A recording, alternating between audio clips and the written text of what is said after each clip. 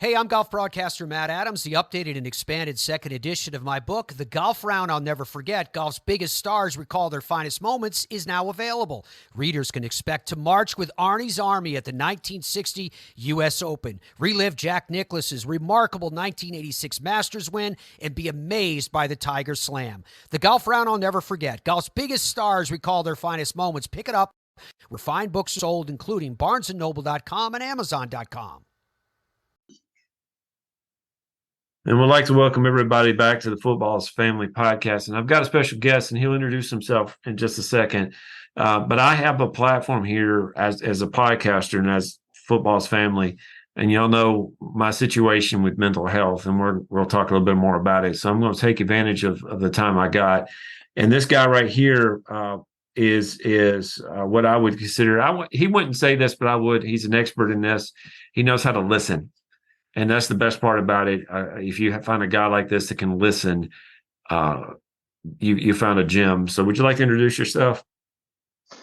Sure. Hey, everybody. My name is Kevin Crispin. I am the host of the Sad Times podcast. Now, those very kind things that Jeremy just said, I wasn't listening, but just kidding. So I host the Sad Times podcast, but Jeremy, I believe that you and I at least first knew of each other on the internet from the Hysteria 51 podcast. Yes. I was hearing you've been on several times, and I heard you mention something about a Chicago Cubs fan, or your grandfather being a Chicago Cubs fan. So Grandmother. Yes. Okay. And I sent you something from the Cubs, and I sent you a CD, an album, as I would call it, from Loretta Lynn, who when she was alive lived just right across the road from me. And then you saw the Tennessee flag that I gave Brent, and I think you called us Tennessobians. That sounds about right. And then I came and joined you for a couple of years. I lived down there in Tennessee. Yeah, it's humid here. How is it up in the great state of Illinois? It's humid as well, just not as. I was actually, the pandemic turned me into a runner because, as we'll get into, I have struggles with anxiety and such, and I need to do cardio, but I didn't like to run because it hurt my knees. But then all the gyms closed. So I was like, well, I guess this is what I got, right? So when I moved down to Franklin, I still remember my first run, and it was so miserable. It was July 5th. Why would you do that to yourself? The running? On July 5th in Franklin. Oh, I had a thing at that time. I have obsessive compulsive disorder. So I make these rules, and then I try not to break them. And at that time, it was every Sunday I ran, and that was my first Sunday in Franklin. So I went on like I think it was only 6 miles. And oh my God, it was horrible. And there are hills there where there are not many hills up here. And it was just it was an onslaught of the senses, man. It was too much. Middle Tennessee. I grew up in the Middle Tennessee area, and I'll tell you what, we have hills for days. That is the truth, my friend. Well, that is the truth. I want to get to this because you have a service that I was fortunate enough to be on a couple months ago. Sad Times. One thing that I like about you, Kevin, as a person, but also the podcast, is you are real, and I think that's something we as a society have forgotten. We like fake. Put on the smiley face, put on the happy face. If something is wrong, you just cover it up. And I think that is the worst thing that you could possibly do, especially for things like mental health.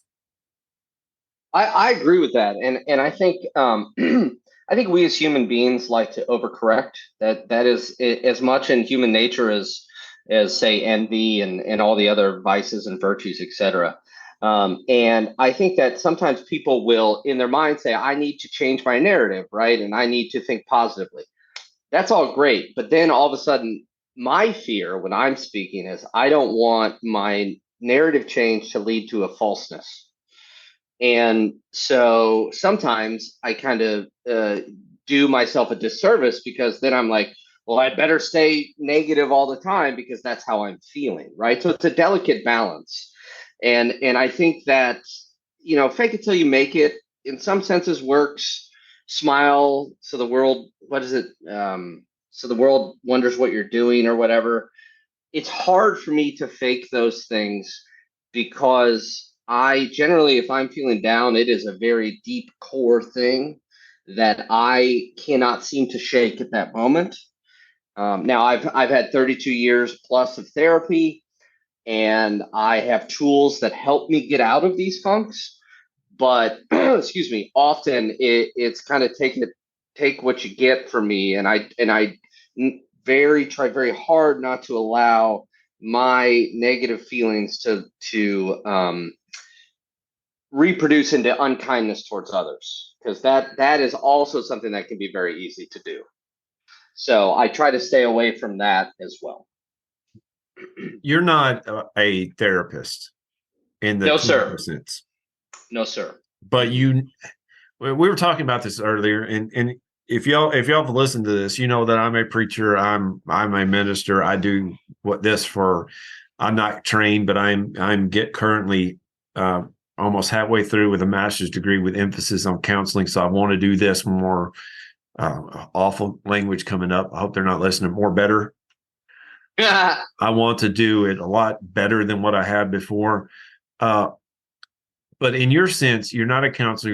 You're not trained in that. But you have, and I'll say this. I'll tell anybody this. You have an ability to not only listen but respond in a way to guide people to a better result. And that's something that is a gift for you. The ones I've heard, and I think I've listened to every one of you. I don't think I've listened to the newest one that you put out. I haven't listened to that yet.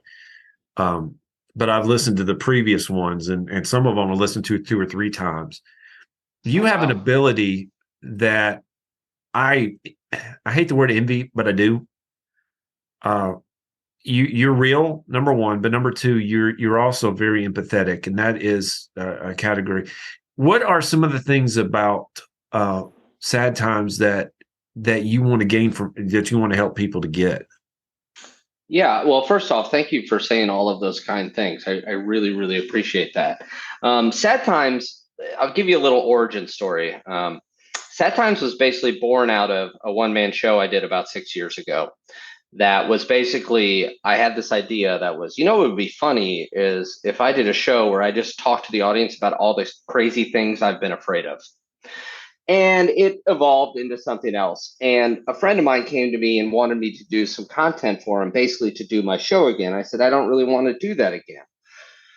So I got the idea that, what we don't do, a lot of us, certainly not in everyday life, a lot of us don't talk about the difficult times in our lives. Sure, we talk with our friends and family about it, but it's not something that is even seen as something that should be broached, even though it is something that is universal to all of us. So the goal of Sad Times, excuse me, is each week we have a guest, once again, which you were on a couple months ago, a very, very, very powerful episode. And the guest comes on and they talk about times they were sad, upset, angry, all the times that they've gone through difficult times in their life. And the goal here is for them to tell their story. And we're not trying to diagnose it. We're not trying to solve any problems. And we're not going to fix it. It's to let the story be told so that people who are listening at home maybe feel less alone, or they think, oh my goodness, I thought I was the only one who thought that, or I thought I was the only one who had that experience, or oh my gosh, it's so refreshing to hear that somebody else has had that experience. When I was a kid and dealt with racing thoughts and terrible anxiety, it was such a salve to me when I found out I was not the only one who had that, because it was so isolating. And when you're anxious, and I say the royal you, if that's even a term, when a person is anxious, the last thing you want to be is isolated, because it only further makes, or excuse me, it only makes it worse. Well, I was looking up on my phone there. I'm sure you've heard. If you haven't, I'll send you the link. The Symptom of Being Human by Shinedown. I don't believe I have, actually. Kevin, I will send it to you. And the first time I heard it, it took about 2 or 3 plays before it hit me. Okay. I'll send it to you. The last And I'll give you back. My son committed suicide last May. It's been over a year, and when before that, Kevin, and I talked to you about this. I was not able to relate to people with loss. My closest person that I had was a grandfather that was close to me. I loved him. He wasn't my biological, but he was a grandfather, regardless. Mm-hmm. That was the closest. So when somebody lost a child, and I've dealt with children, I've dealt with parents, I've dealt with spouses, I was there, but I could not relate. Then that song, Symptom of Being Human, it talks about that you're basically somewhere and everybody you know is there too. And you think, well, how in the world? I thought I was the only one to do this. I thought I was the only one to have this problem. And most people, like I grew up in the 80s, we were told that you don't, if I talked about depression, it was, we just overlook it or it's not real. And I've been dealing with depression for 31 years now. I can remember starting about 13 years old. It is real. There was another song I'll send you this by. It's called a group by Five Finger Death Punch. Of all things, preacher, listen to that. It was fantastic. It's a song that he says, I read every book from front to back. I took one in the morning and one at night. And you think, well, that'll solve it. You take your medicine, you solve it. It doesn't. It just covers it up. And until you come to the realization that this is real and you're not alone, it's never going to improve. It's just not. That's very well said. And, and it's the medication. I take medication. I've taken medication for 23 years. And it's not just the medication, right? For me, it's been years and years of work in therapy. I call myself the kid who perpetually touches the stove. I'm just like, ow, ow. And somebody goes, Kevin, that's going to be hot. I'm like, yeah, but maybe not. Ow. That's the only way I learn. And I think it's the only way a lot of us learn is by consequence. And I also had to learn through therapy, like, you got to do the work. At least I did. I had to do the work. And I'm continuing to do the work as much as I can. And so it is a real thing. And it is a very prevalent thing, unfortunately. Mental health is a very prevalent thing. And they say, oh, we as a country are having a conversation about mental health. But are we? I don't know that we are. Not in the way that I feel a conversation is to be had, because it seems to me surface level. And then when you talk about things like what you just said, hey, I've been depressed. I've been dealing with depression for 31 years. Hey, these songs, isn't art the best? Art you hear something, it's the best. It's what separates everything. You hear something, you're like, that's it. That's it right there. And I think more people to say things like you just did about, I've been dealing with this for 31 years. I'm now taking it. I'm halfway to a master's in counseling, while you've already probably done so much great work counseling in your role as a minister. That's what I call a conversation on mental health. It's got, and here's the thing, Kevin. Starting this, and I sent you that link. Hopefully, it'll come through.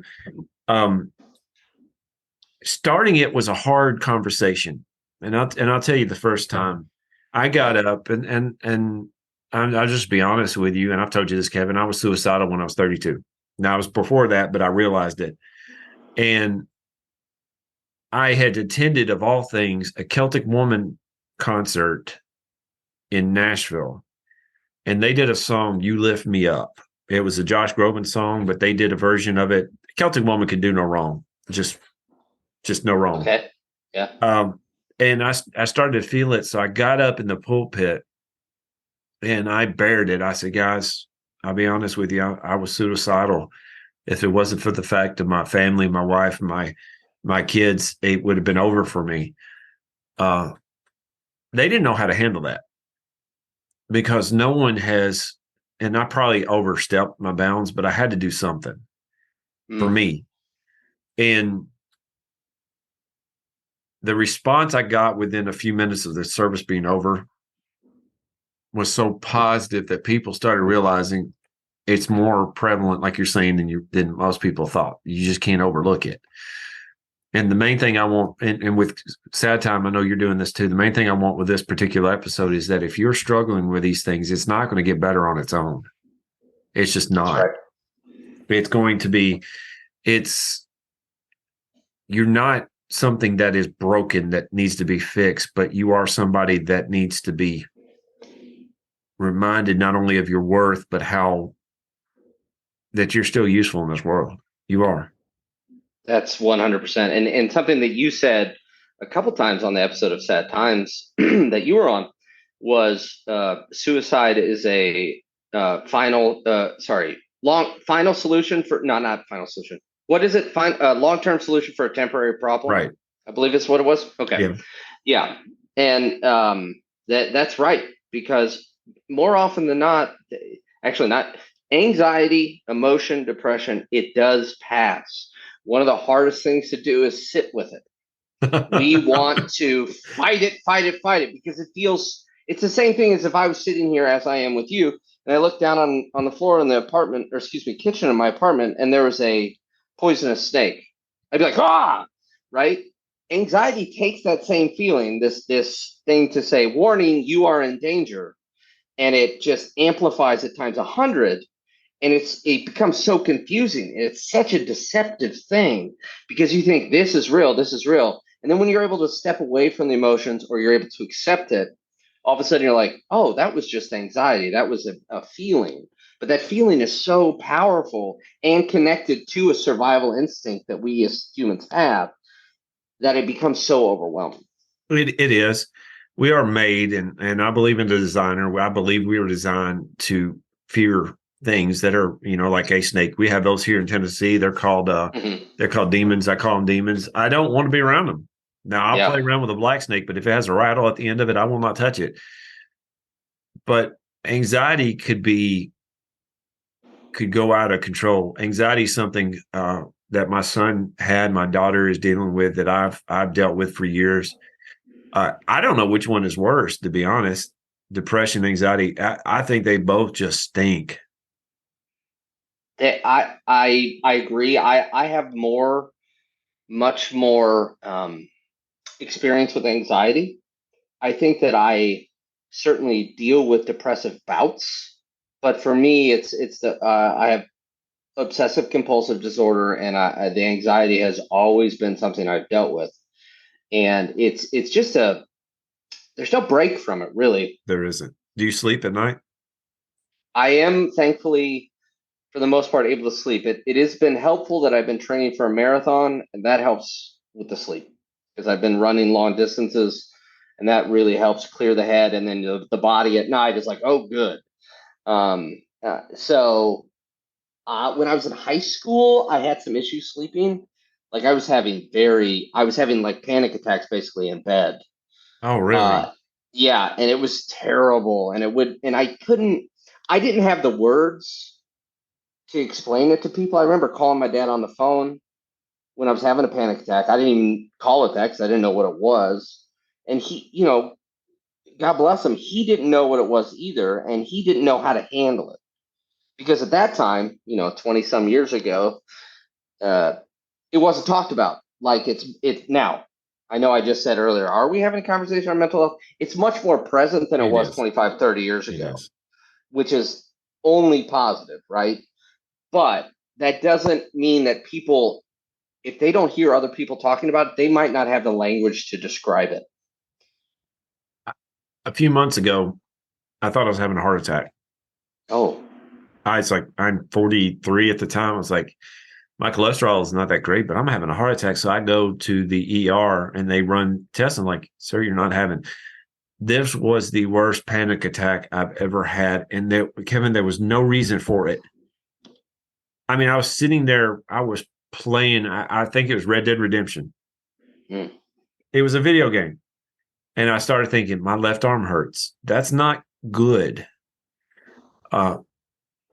So if you're experiencing these things, yeah, I've heard people say, well, you need to go and walk outside. If you're in the middle of a panic attack, I don't know if any amount of walking is going to stop it. Right. I tend to agree with that. And I tend to believe that a lot of panic attacks it's almost like all panic attacks are a little bit different. Um, they have the same root cause, but I think everybody feels differently. So I try not to be prescriptive of other people when they're having a panic attack. The only thing that I try to do when people are having a panic attack around me is I'll start talking to them about other stuff. Like they'll be like, I'm worried about this, this, or this. And I'll be like, who's your favorite Beatle? Yeah, I noticed And your then, Beatles in the background there. oh, yes, sir. They're with me everywhere I go, right here, right in my heart. Um, but some people going outside might help, but some people, that might make it worse. So it's what allows you to get to a state of calm and acceptance. If you can overcome anxiety, I don't know how long it's like you said, it's different for everybody, but if you can overcome anxiety, when you get through with it, it's like, my goodness, what was the problem? Exactly. So, but yeah, go ahead. if I may say, I get into then it becomes a problem because then I sit in judgment of myself in the harshest, starkest terms possible. And I won't use those terms here, but harsh, horrible terms that I say to myself. And I mean almost on repeat for things as simple as, oh, that was anxiety. Well, Kevin, you loser. Why didn't you figure it out then? What is wrong with you? God, you got to do better next time. But you're never going to do anything right. All that stuff, right? And then you get into that. So it's something I say at the end of every Sad Times episode is there's always room for kindness and grace, even within yourself. And I forget it every day, as I say in Sad Times, and I've been forgetting it a lot lately. But it remains true that there is always room for kindness and grace.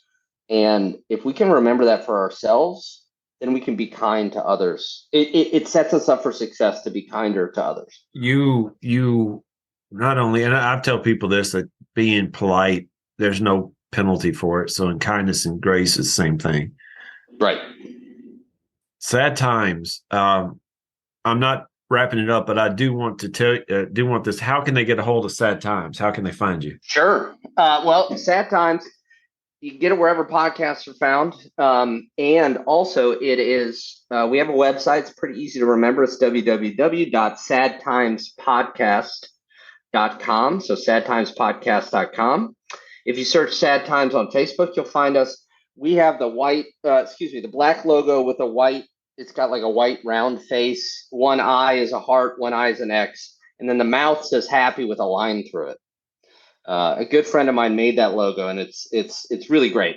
And you can find us there. The good news about sadtimespodcast.com is if you want to come on and tell your story, there's a couple ways you can do it.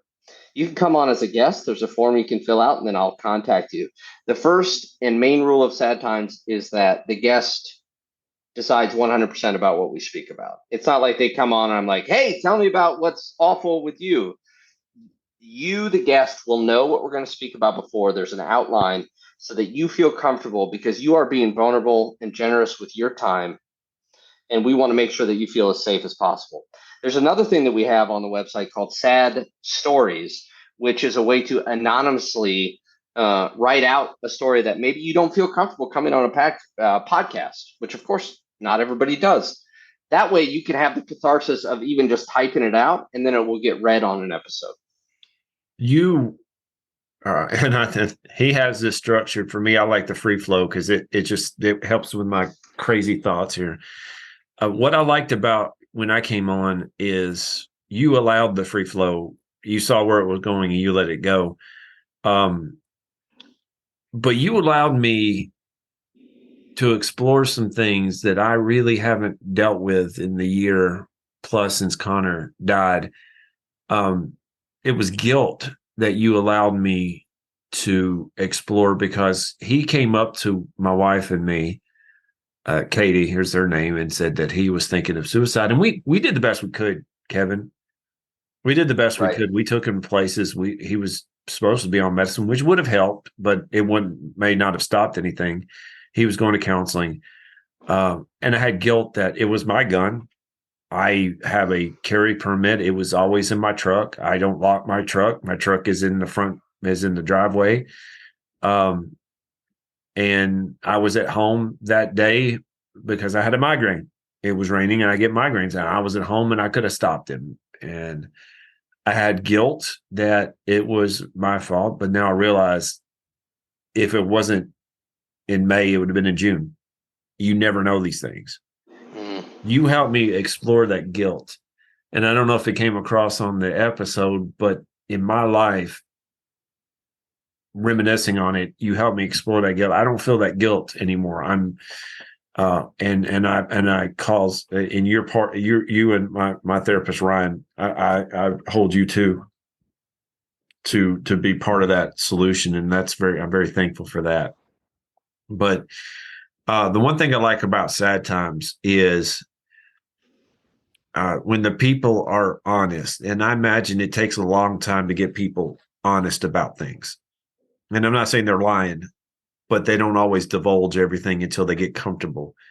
You allow them to do that, and you give them a non-judgmental place to do that. That's what I appreciate about Sad Times.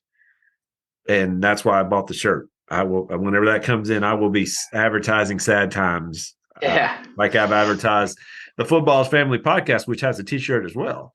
And where can I buy that, sir? You can go to sportshistorynetwork.com, and then you can go to merchandise. We also have, let's see if I have it here. Okay. I don't have it here. But we also have a coffee cup mug as well. So, yeah. That's funny because I'm planning on having some coffee tomorrow morning. Well, you can do it in a fancy-looking Football's Family Pod coffee mug. Sportshistorynetwork.com, you say, and then merchandise. Yeah, you'll see it. Okay, all right. But it's one of the things, and yes, there's commercialism as we're doing this, but that's okay. This is the American way. Darn right. Yeah, you like I said though, Kevin, and I encourage you to go to Hysteria 51 is great. He's on there several times, but Sad Times, because not only does mental health matter, but your relationship with yourself, like you're saying, matters. Yeah, and that's something that's somewhat new to me. The idea that you should treat yourself better. A lot of people are like, yeah, duh. Well, maybe not even a lot. People are like, yeah, duh. I was always like, yeah. Well, I don't deserve that. And I'll try to be nice to other people. But really, you're not going to be the best version of yourself, I'm finding, at least in my experience, until you're at least giving yourself just a little bit of a break. Now he got up right into the camera and a little bit. There he is again. Just a little. Jesus said you have to love your neighbor as yourself, but in order to love your neighbor, you got to love yourself. Right. That doesn't mean arrogance. That means appreciating who you are. Don't let your brain or your heart tell you you're not worth it. You are.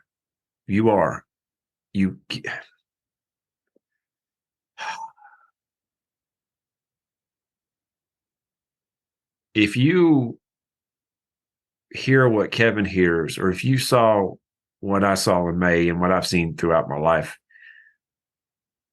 you will know that there are people out there that need help. You may not be the one that can help them. Kevin and I are not counselors. We're not trained counselors. We're not certified, but we can be there to listen. You may not be the one that can listen, but you can give people help, encourage people to seek help. Every life is special. Kevin, you agree with that? Every life is special. I do. Yes. So we got let's go about 5 more minutes. Kevin, is there something that you can leave us with tonight that will not only, again, it's Sad Times, sadtimespod.com. Sadtimespodcast.com. That's right. Mm-hmm. Is there something that you can leave us with right now that will not only, again, you see here what type of man Kevin Crispin is. This is the reason why I consider him my friend and my brother. And I don't say that lightly. But can you leave us with something that will not only hit us hard, but will help us? I'll say 2 things that really resonate with me, Jeremy. One, you're also my friend, and you and I love that we text, and we don't always text about sad stuff. We were text about Mission Impossible, James Bond, Indiana Jones, and we were texting about how we were both crying at the new Indiana Jones movie. So good. So good. Yeah, I loved it, man. I saw it I really twice. enjoyed it. Yeah. All the haters can go away. It was great. It was certainly better than the fourth one, that's for sure. Well, that's not saying much. Yeah. The two things I think a number of years ago, I kind of had, and I don't know if this is true. No, it's probably true. The only thing that could possibly make sense 100% of the time in the world is kindness. Yes. If you think about any situation, the only situation I can think of where it might not make sense is if you're a mother protecting your young from some sort of something trying to hurt your child. Okay. But even then, it could work. I think kindness makes sense 100% of the time. The other thing that is important, we talked about art earlier. And you'll hear this if you hear it on Sad Times, I make a lot of self-deprecating jokes and all this stuff. And I think humor is, laughter, quote, laughter is the best medicine. Well, there's a reason there's that saying. I turn to humor, and I have a sometimes very dry, dark sense of humor because that's how I've learned to deal with a lot of the trauma and pain in my life. And it not only does it help me heal, it also helps me take myself a little bit less seriously. And I said at the beginning of my one-man show, I said, listen, if you want to laugh, laugh. I've spent 34 at that time, 34 years of my life taking myself pretty seriously. I could use a little levity.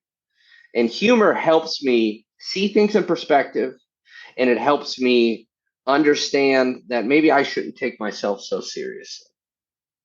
So humor and kindness are engines of my world that I try to always come back to those two things. And I fail sometimes, and that's where the kindness and grace for oneself comes into play. We'll close with this. Kindness and grace, guys. Kindness and grace. Kevin, there's another song, and I'll send you this link too. A group that I'm trying to get on the podcast. Don't think it's going to happen. Jars of Clay. You remember them? Mm-hmm, mm-hmm. They had an album which I think is just about perfect, called The 11th Hour. Okay. And it's called, there's a song, I believe it's called Disappear. Okay. And it's, the person's looking at another person, the singer's looking at another person, and that person's putting on a show, and everybody's wowed by them. But he said, I really want to know what's going inside you. And I think if you can be real and allow people to see you, you're not going to scare people off. You might scare a couple of people off, but if people can see the real you, they're going to respect you and love you even more. And that means all the scars come from living. You get scars. If you can just show people who you really are, not only will you'll find who your true family is, you and me. I showed you, you showed me. To me, that just bonds us right there, buddy. But it also helps us to see that we're not alone in this. Kevin, can you end this show in a couple minutes like you end yours? Yes, I will do that. And I'm gonna speak as though you have, although I've been lucky enough to be your guest. I'm gonna say a few things to you. Thank you for taking your struggles of the past 31 years, your very acute struggles of the past, over a year, and taking them as an opportunity to improve and help others. That is commendable beyond all measure. And that you are having this conversation on your podcast is I just am so thankful that you are doing this and you're taking this and you're on your way to becoming a certified counselor. So thank you for that. Thank you for having me on. Go Bears. If I have to choose a football team, it's the Bears, but really it's baseball season. So let's just focus on the Cubs, baby. Titans kick off Saturday. Okay. All right. Now I will say this. I've been to one professional football game in my life, and it was a Titans game. Good. Yeah. And they won, I think. Yes, they won. Weird. I know it was. I'll end this the way that I end Sad Times, and it's that there is always room for kindness and grace, even within yourself. And I freely admit that I forget it multiple times a day, and I have to forgive myself for that, and I have to try harder or try again. And if I fail, I fail, but I will try again, and sometimes I'll get it. there's always room for kindness and grace, no matter the situation. Perfectly said, Kevin. Thank you. And thank y'all for listening. Thank you. Hey there, sports history fan.